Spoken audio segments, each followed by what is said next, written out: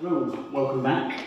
I'm David Skeggs, working in the pre-sales team at Route 6. In the next few moments, we'll be talking about remote working and trying to answer some of the common questions of what is remote working and why do we actually need it. So, let's start off at the beginning. So we have our sort of facility and our people, like so. And typically, if you want to work remotely, you need to go home. It's quite straightforward with a laptop, and typically you'd be VPNing back to the office and working remotely, which is all very good and well with lightweight protocols and workflows with email. You could even push the boat out and go for an Excel document. Latency at this point isn't really a factor.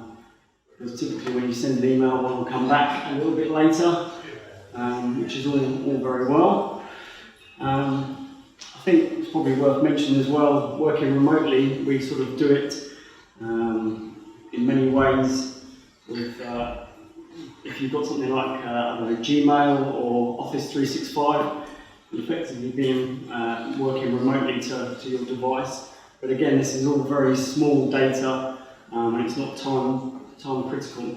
But then if you bring something back in along the sort of the media workflow, and large pictures and frames and huge amounts of data which affects us sort of day to day in the post and broadcast industry, it becomes very hard to work with that data in a remote location. And as technology and time has sort of progressed, there are workflows and aspects of technology which allow us to do those things this day.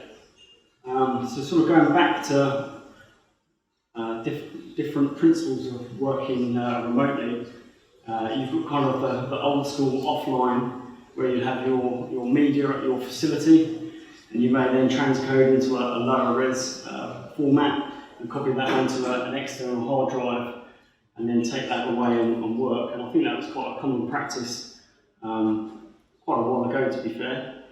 And then as things sort of moved on, it's still a proxy workflow, so you still had the time where you had to get your high-res media, you had to then transcode, and you get into some challenges where there wasn't a clever link between the high-res and the low-res and versioning. But there's other third parties available that allow you to serve those proxies, be it a box, a server in your facility, and that'll stream the proxy to the so-called cloud and then to your end user. Or you'd have to ship your data to a data center or their cloud, as it were, and that data would be streamed to the remote working, which is all very good. But then when you start to create sort of a sequence or an EDL or a rough cut, you'd be doing that in the cloud, which could be on-site or off-site.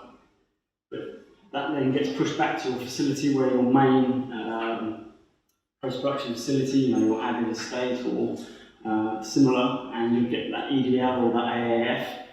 But if the people continue to work in the cloud and create a different version, that would then get sent to the facility, and you're into this whole version challenge where the data is different in different locations. So trying to bring all that together has been, I think, the movement of the industry over the recent years.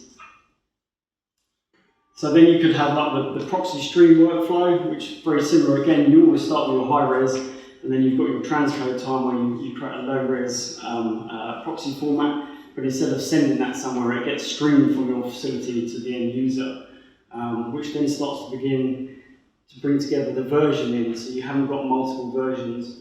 It also enables a lot quicker workflows as media gets fed into the facilities. You can offer that up to your remote workers a lot quicker. But again, you've still got that workflow where you're creating versions of the sequence and then relinking that back to your high-res media. I think the aim for everyone, or the key workflow that people like, is having sort of one asset, one type of media at your facility, and then anyone anywhere can work with that media. And typically this is done by a proprietary stream, for instance, which is then being created on the fly from your high-res media and served out to your remote person or persons working remotely. And this enables a lot neater, quicker workflows, and also you sort of have the single asset, so you've got all your metadata tied to that high-res asset, but yet you can still work remotely. And as you make changes to your sequence or clips assets remotely, they'll get updated back to the facility. All sounds very good, but actually how can we make this work? So I think over the last year and more, we've learned that you need the relevant core facility to provide that functionality. This scales from the network infrastructure to the physical spinning disks, the amount of media that's coming into the facility, and to provide all that for the end users. Also, you need to factor in the amount of people that will be working remotely, as well as the people that will be working in the facility. And you should scale for success, because as soon as you start giving remote access and remote working to sort of one team or one person, as that becomes a good workflow and people see that, more people want to use it. So you need to be able to have the core facility there to feed that workflow. Define workflows, that's a key point. So with a lot of the source media, you need to know and understand if there's going to be long transcode times. If you're bringing in high-res media, do you actually need to have everything sitting on your Avid license at DNX 185 if you're delivering to YouTube, for example? So is it worth having the time to make that transcode up front? And then the lower the media data rate is on your ISIS, the more streams potentially you can have remotely. So it's having a defined workflow, and also having an agreed workflow with not only the people in the facility, the people outside of the facility as well. And education from the users of how to actually work the system, as well as people expecting media to appear instantly. Because when all this these streamlined workflows all brought together, they do seem to be very straightforward to people that aren't sort of educated to them, so they expect their terabytes of rushes to appear remotely instantly. So it's just that sort of setting that those expectations out. Actually, we need to set expectations. So again, communication. If things are working in the workflow, then you need to feed that back, and likewise if they don't, or there's sort of bugbears, it's that whole communication channel. And working remotely just sort of enhances that bigger facility. It makes it a lot more people involved, as internal as well as external, and all the different service providers. And yeah, clarifying roles and responsibilities. So if there is a problem with someone working remotely at home, who do they call? Do they call the facility, or is it to do with the production company that's using it? So it's just trying to set out those guides to make everyone's life a lot more straightforward. So how does the Avid Everywhere overall view fit into remote working? So if your traditional post-production facility, you'd have your multiple versions of Media Composer or your NLE, and then you'd have your central storage. Now this is sort of the classic post workflow. So you've got your shared media and potentially shared projects within your facility, and that's sort of as far as it goes. Then you could bring in a layer of asset management. So Avid Interplay brings in that layer of asset management. It allows you to have all your content and metadata in one single location. And you can start to track media assets, who's using them, versions, all within your interplay. And then if you add in the Media Central server, this allows you to have your external and remote working infrastructure. So we have our facility or our home, people working remotely, and then they could use Media Central UX, which is the web-based browser, into the Avid Interplay. So from here, what you can do is you can log assets, you can add markers, you can create assemble edits or sync pools, you can put together metadata from clips. But the key point with this is, as soon as someone is at home or external to the facility, if they're sitting there logging, adding markers, adding metadata, the moment that asset is saved, it's available back at the facility with the marker and which can be searched on and all your metadata. So it hasn't got to go through sort of, bouncing off the cloud and waiting for versions to sync, or there may be a mismatch in metadata. It's one single asset. And when someone presses play in the Media Central UX interface, it's going through the Media Central server. Effectively, that's an ISIS client, and it's streaming that high-res media off your ISIS. So if that's all DNX 120, your single asset is being streamed out externally from your facility. And that's a real sort of key point. You haven't got to have multiple versions of the media in different locations in specific codecs. So with your core facility and all your data coming in, you've got all your ingest team and your talent there, media managing, and that's where they stay. But yet you can still have these people working remotely, be it at home or on set or in another facility or in another part of the facility. You don't have to be in the expensive edit suites. So the other element with the remote working is Media Composer Cloud. Now it looks exactly the same as Media Composer, but you have some subtleties that you have slightly different logos on your sequences. So here you can see there's a sequence with an up arrow. That means that sequence is being streamed from the facility, if we were at home or external to the facility. And then a little bit further down, you can see there's a down arrow on a master clip. And again, that means that media is being streamed back to you. And then you get an additional window, which is your progress window. And this is available to you when you've got content locally. So if you are on location or in a news workflow, someone's gone out and shot some XD cam, you can then bring it into your laptop, AMA link to that in your Media Composer.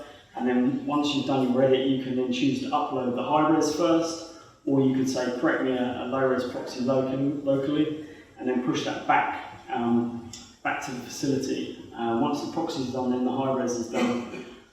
So that's your remote working, so you can deliver content back as well.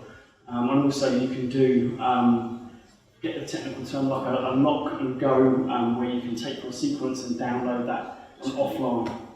Disconnect workflow, that's the one.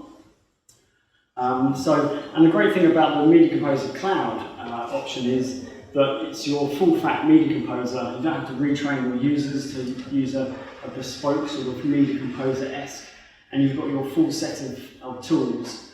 And yet once you've created that sequence and pushed that effectively back to your facility, you could have someone back in your main facility in their full online suite with all their monitors and audio to carry on doing the edit.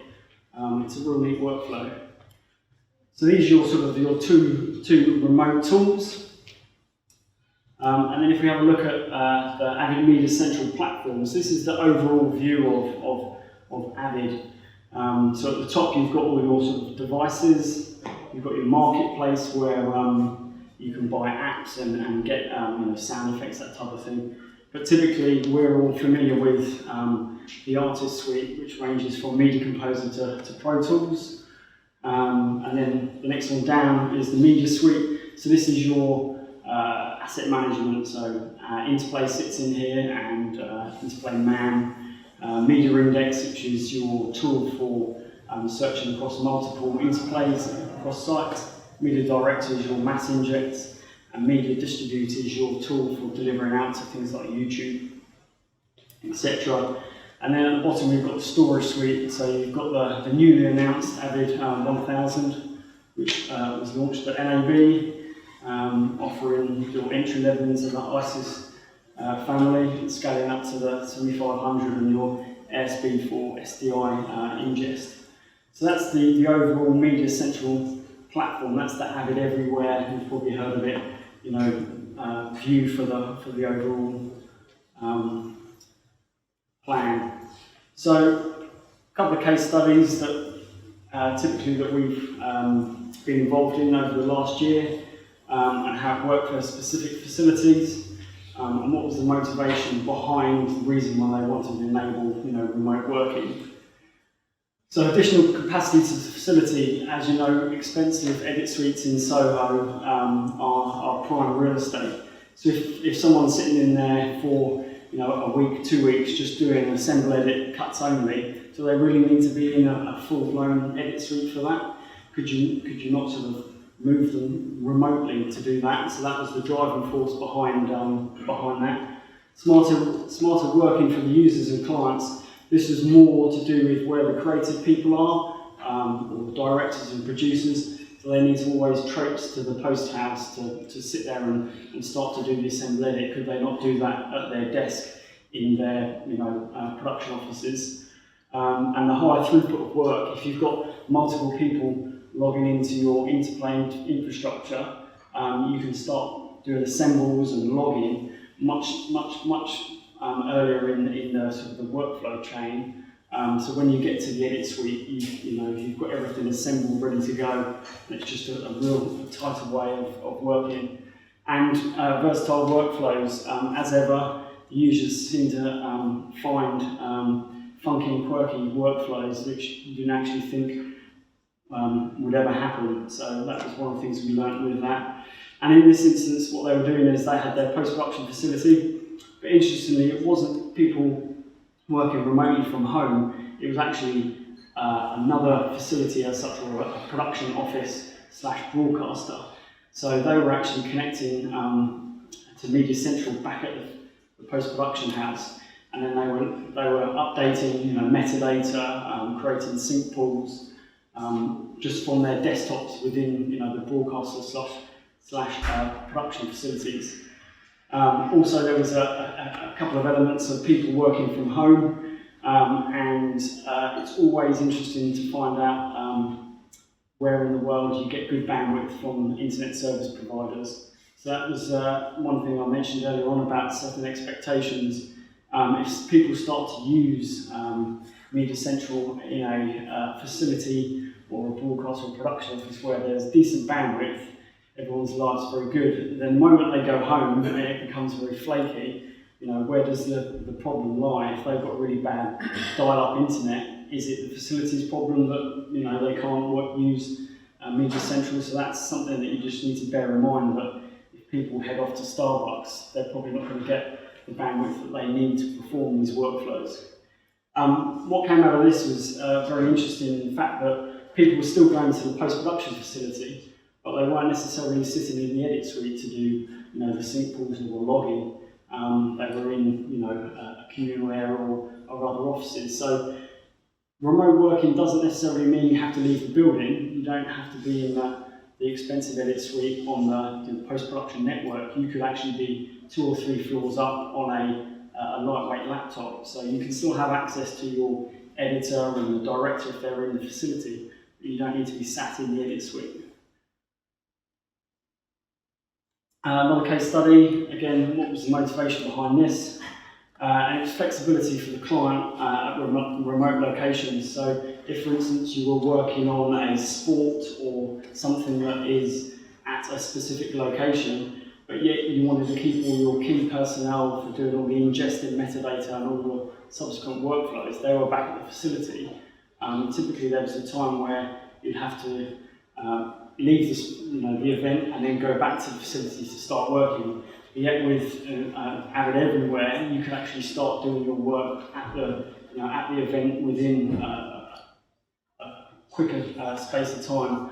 Also, content security.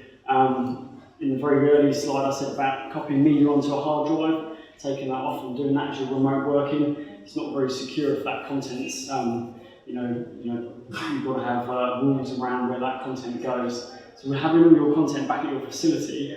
You've got your content security and that type of thing. Also the facility costs for the suite, mentioned that earlier, but also all your air conditioning, power, redundancy, DR, it's all done at the facility level, but yet you can still work remotely.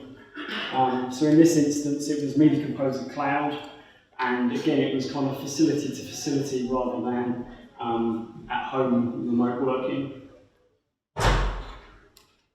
So the conclusion really, it's happening and it's working commercially. Over the last 12 months, we've seen some big projects happen. Previous to that, people were experiencing it and starting to learn and understand it. The technology is there and it's being improved. I think connectivity is a key part to that as well. As bandwidth increases to the home and other locations, I think the remote working will definitely take off. I think Marcus mentioned it earlier, this time last year we were talking about it, the principles, and we'd had some experience with it, whereas now, this year on, we've had multiple experiences and we've gone back to our customers and we've got their knowledge, so that's what we can share with you. We're not sort of standing here reading the PDF.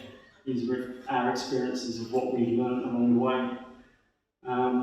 And yeah, we've got multiple installations, so happy to talk about those different setups and workflows. And that's it. Thank you very much.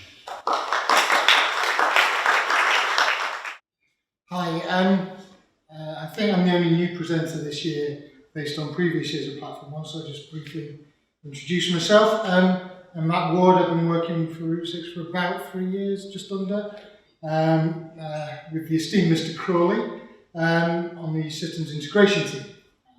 Previously, I was a client involved in technical management of a post-production facility. So I'm going to talk a little more about remote working, introduce a slightly different approach to what David was just talking about. But first, I'm going to review a couple of things that David mentioned. So the old school method of working remotely. Not the very first, but we used to have to basically render proxies within the facility and upload them to a third party, as David mentioned. So just to go with the animation battle going on here. Obviously you want your facility remotely, and then you'd upload your low res which was generated in your facility to a third party provider, and they're going to stream your media directly down to you. So that's the first, or the older method, not including the sort of sneaker method. Method 2, which is the Avid Media Central, Avid Everywhere model, we're effectively rendering, it's a bit cleverer than this, we're rendering proxies on the fly from our facility to deliver as the client wants it at the remote workstation. So both of these methods require CPU or some kind of editor. It could be a laptop, could be some sort of editor within a client, and they require us to stream a version of our content. What I'm going to talk about, is there another way, is could we extend out the desktop as per traditional VM, Citrix, workstation technologies. So in this instance, we're going to have our remote workstation, but we want our CPU back in the machine room. So we need some device to replace that, to serve up USB and to provide our monitor feeds, our DVI feeds, to our monitors. We need a connection, which is probably going to be IP of some description. And the answer is there's a technology called Teradici PCO IP that we can use. So if we use IT technologies to do this, we can take advantage of the economy of scale of the IT industry, we can reduce our costs, we can easily handle overflow work, and we can move our expensive workstation back into our machinery, where when it's not being used remotely, it can be leveraged by local users. So what's PCO-IP?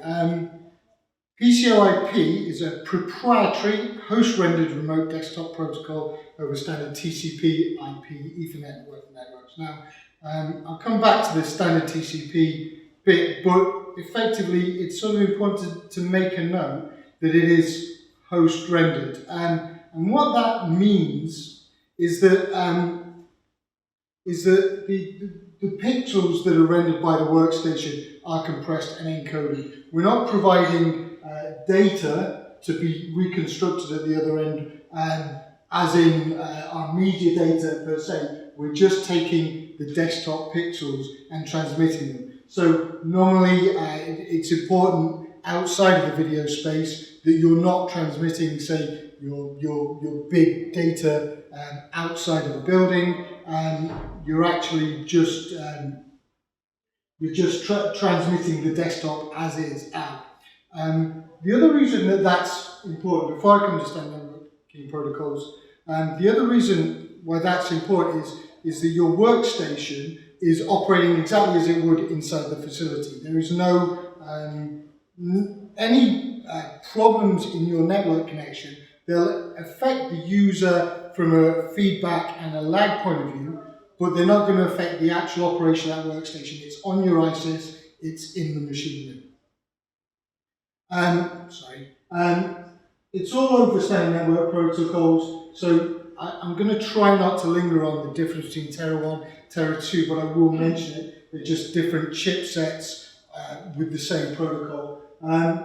Terra 1 is UDP IPsec stream, Terra 2 slightly different, it's an encapsulated IPsec stream. But the fact that they're standard networking protocols means we've got no proprietary switches or commodity hardware. We leverage our existing infrastructure.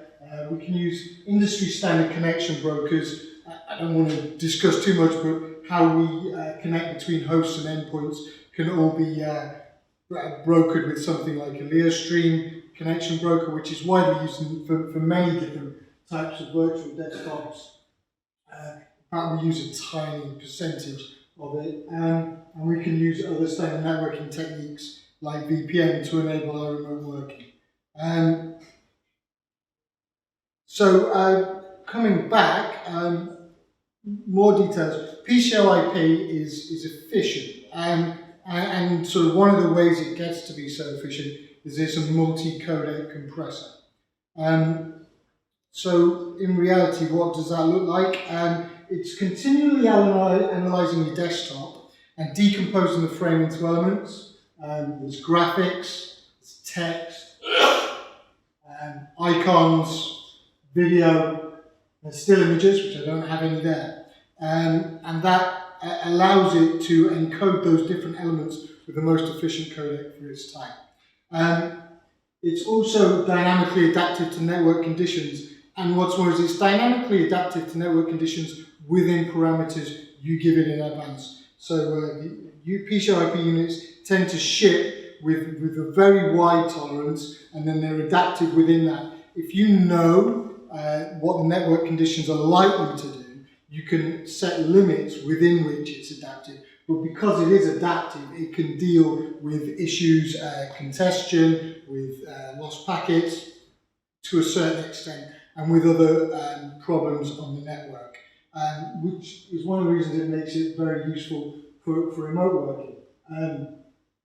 So as I said, the image performance can be optimized to expected network speed, but it's still adaptive within the limits you give it, and you can have that as very big limit. It also has something called build to lossless. So build to lossless means as soon as pixels stop changing, it will continue to transmit information about the image until there is an entirely lossless still image.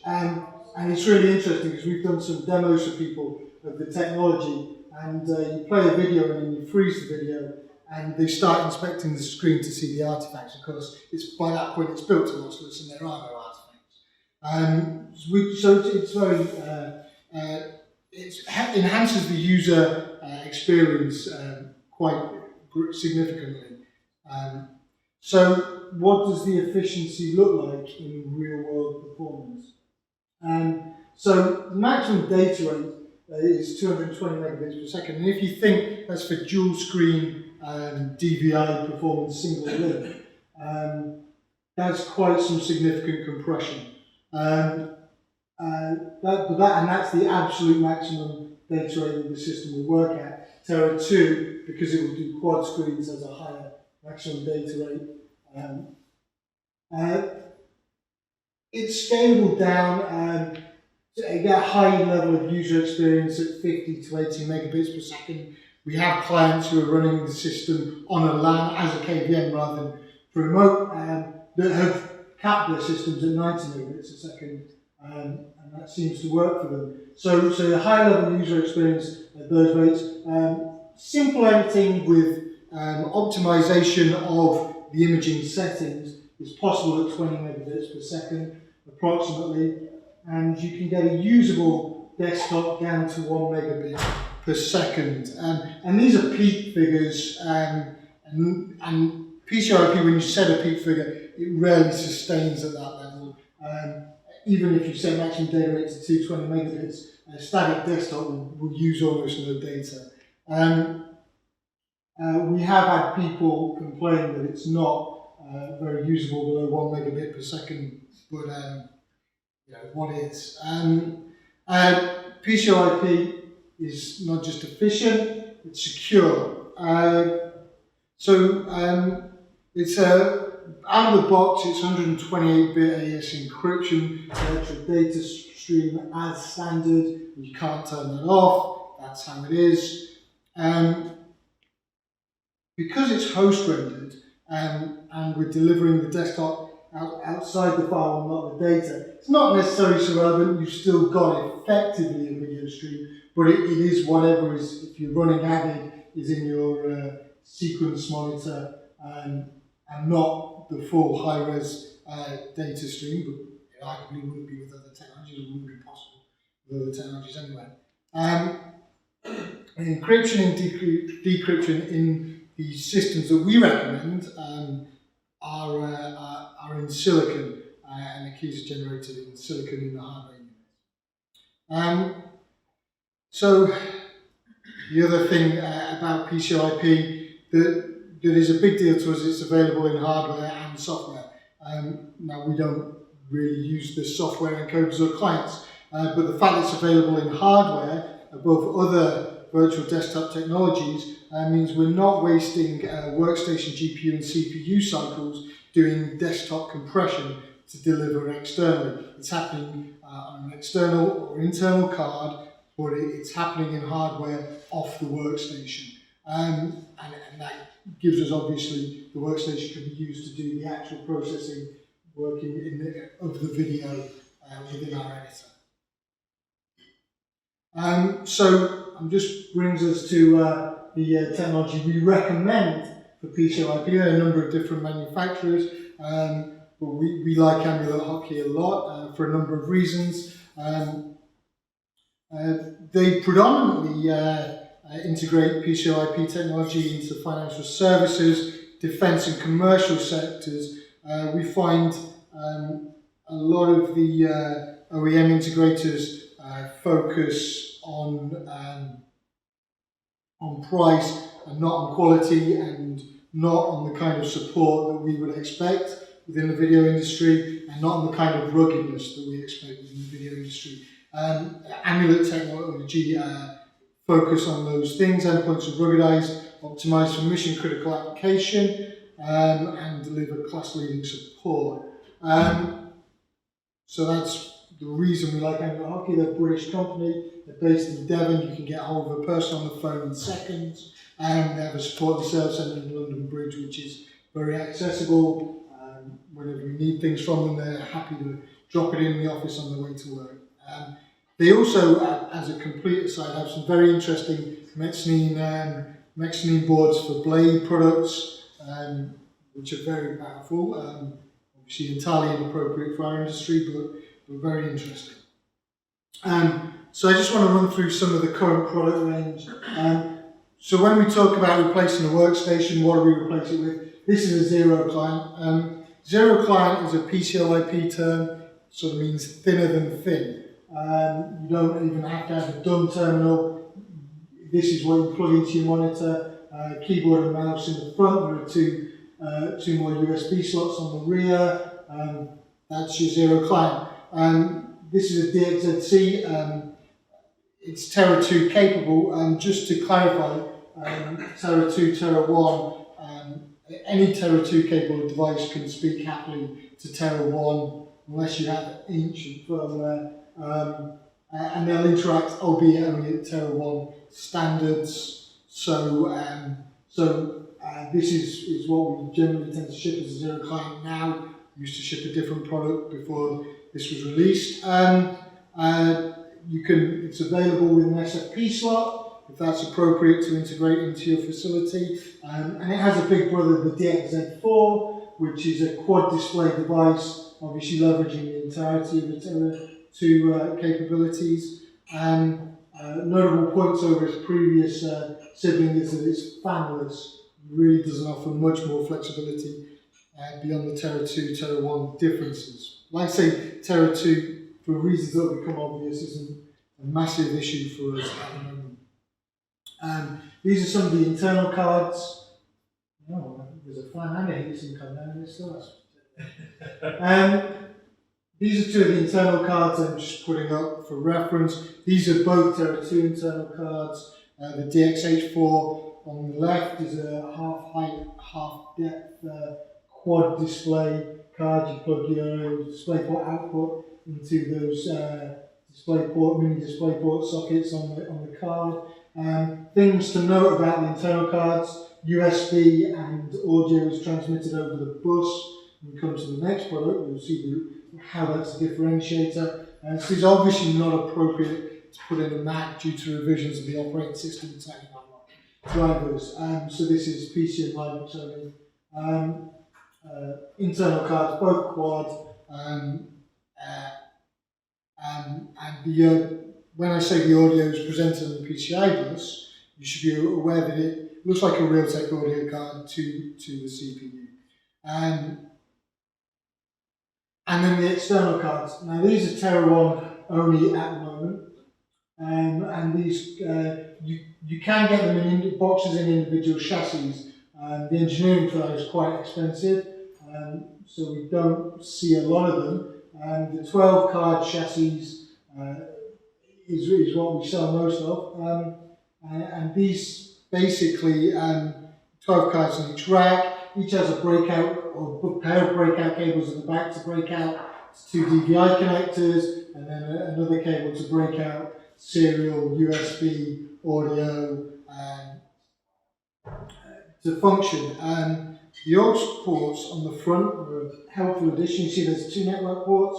The aux port is just a hub of the others, really useful for if you need to get onto your Amulet network quickly, see what's happening. Basically, you can interrogate all PCIe devices a number of ways. One of the easiest is they all have a built-in web browser. You can get immediate readout of the statistics of the performance of the device just by looking at the IP address of the device in the web browser.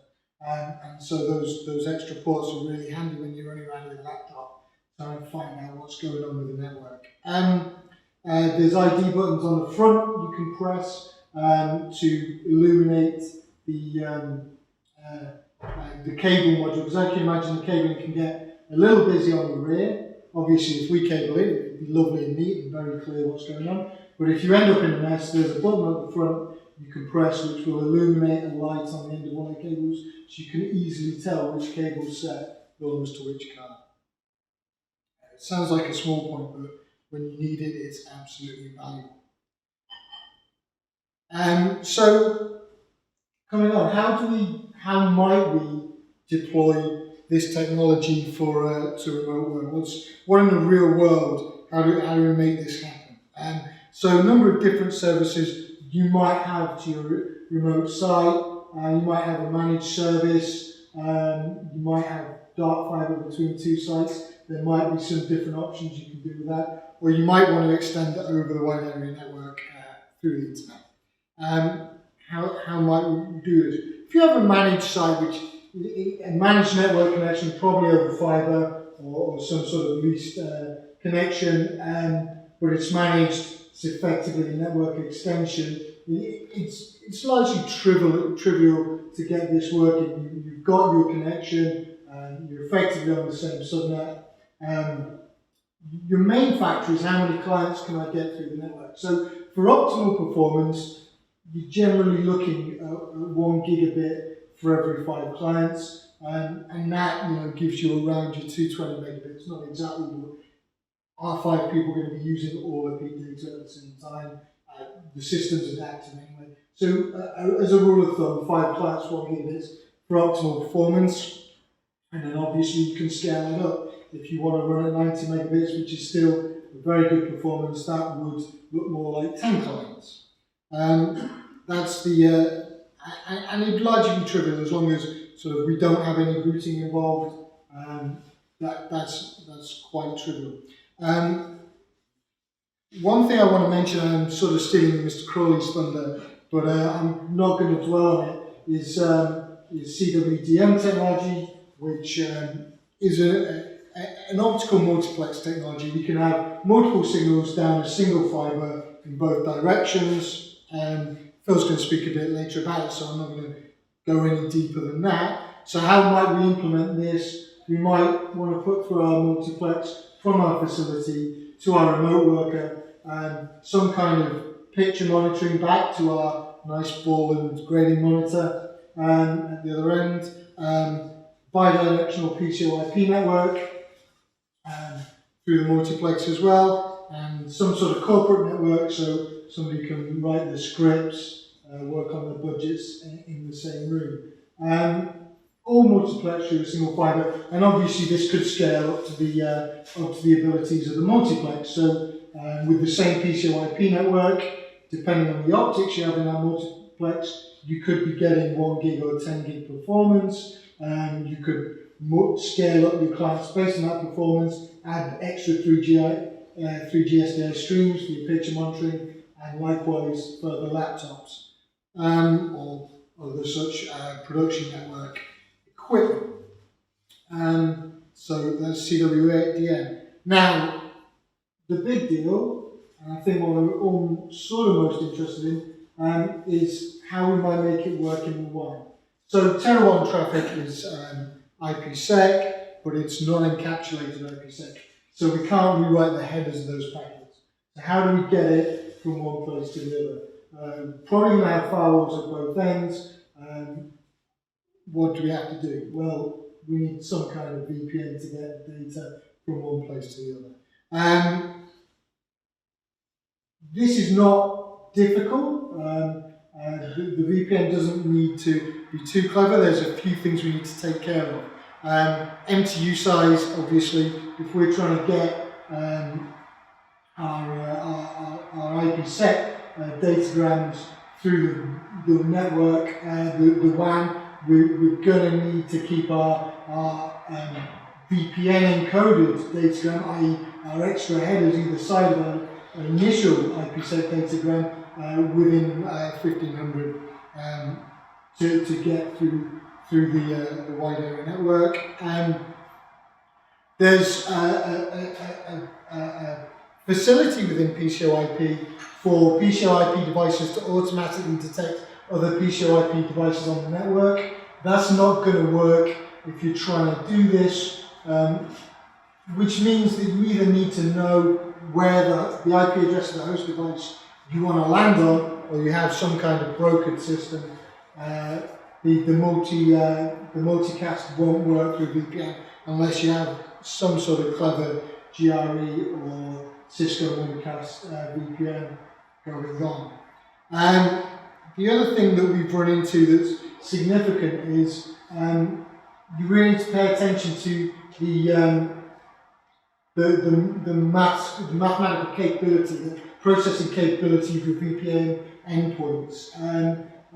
Most VPN endpoints are actually quite underspecified when you seriously look at the real world data throughput. So you just need to keep an eye on that to make sure you can get the bandwidth you expect end to end. There's no point having great 100 megabit uncontested internet connections at either end if your VPN is only capable of doing 15 megabits worth of calculations.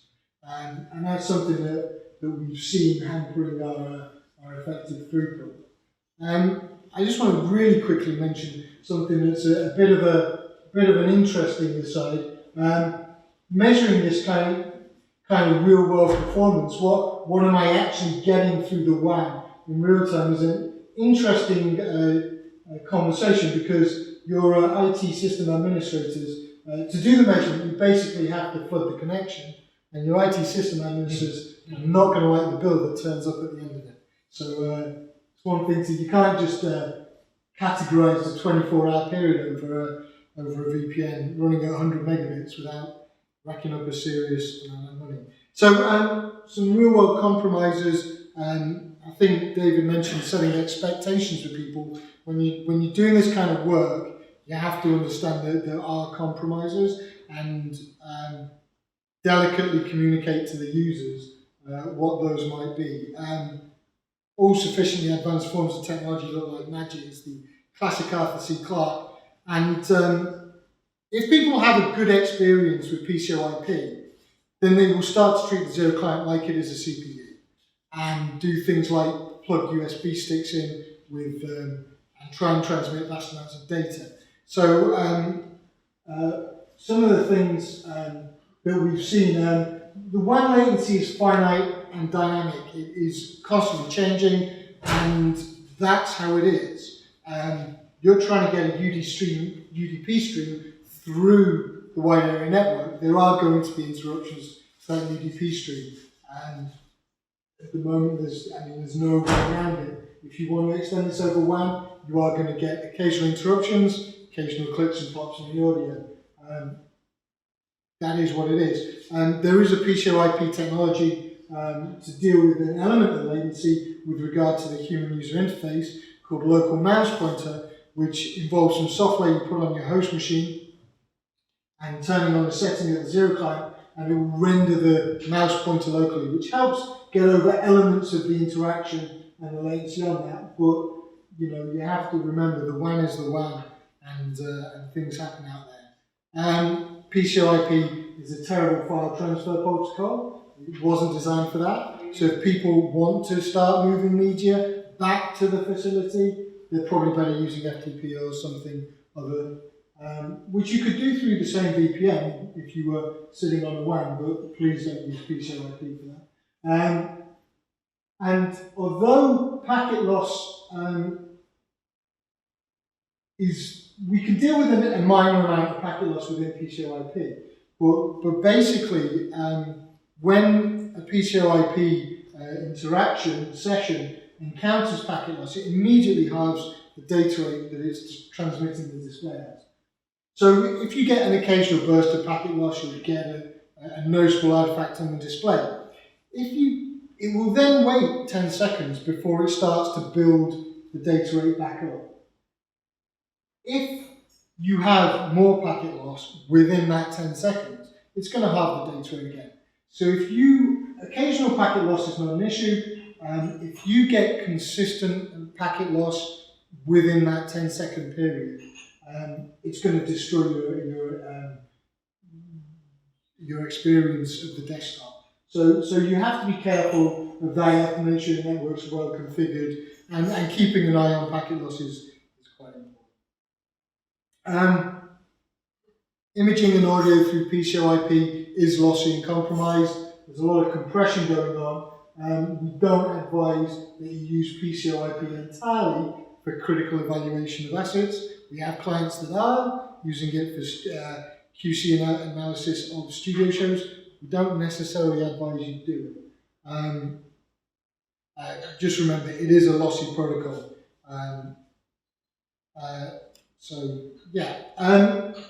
If you want some further information on the topics I've covered, emulathockey.com, teradici.com. Neostream I've barely mentioned, but if you're seriously looking at some kind of system of brokering, Neostream's our recommended connection broker technology. Feel free to email me and connect on. Thanks very much for Dave for the clip art and the animation inspiration, and I think it's lunchtime.